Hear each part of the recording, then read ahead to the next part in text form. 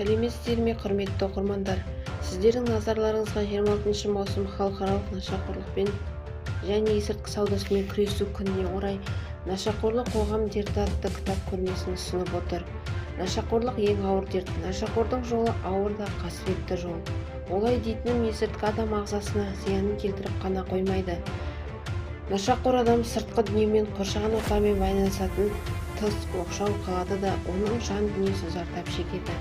Нашақорлық жолмен жүрген адам өзінің барлық ең жақсы адамгершілік қадір-қасиетін жоғалтады. Психикасы өзгеріп, достарынан, отбасынан айырылу қаупі төнеді. Мамандық иесі бола алмайды, немесе бар мамандығы бойынша жұмыс істей алмайды. Жұмыссыз қалып, ақыры қылмыстық жолға түседі. Осылайша есірткінің түбі тұңғиыққа батырып, тығырыққа келіп тірейді. Нашақорлық науқастың патологиялық жай-күйі тәрізді көп жағдайда адам қайта қалпына келе бермей жағдайға душар болады. Мысалы, кесіп тастаған дене мүшесі қайта орнынан өсіп шықпайтын тәрізді. Нашақордың таза жан дүниесі жақындарымен кіршіксіз қарым-қатынасы жоғалған болса, ол қайта қалпына келмейді. Дене жарақатынан жан жарасының жазуы едәуір қиынырақ.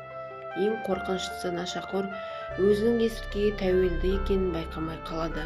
Сол үшін ешкім еш уақытта өзіне өзі «мен бір рет есірткіні қолданғаннан еш нәрсе етпейді» деп айтпау керек. Адам алдамшы уақытша рахат сезімге бөленіп, көңіл күйін көтеру үшін есірткі қолданады. Сонда есірткінің бір түрі қара сора. Бұл шөпті есірткі ретінде қолданудың өзі өкпені істен шығарады, бауырды зақымдайды. Нарколог мамандардың айтуынша, қара сораны шегу біртіндеп жүрек пен мидың жұмысын нашарлатады. Нашақорлық адамды қор етеді. Ол адам ағзасын уландырып, қаншама адам өмірін жалмайды, қаншама отбасына қасірет әкеледі.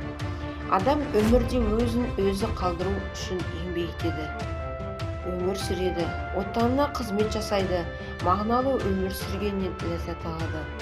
Ал нашақордың өмірінде бұлардың ешқайсысы да болмайды. Нашақорлық тек құрдымға бастайды.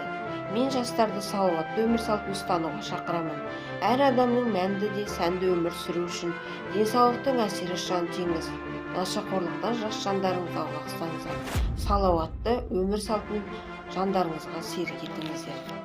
Назарларыңызға рахмет.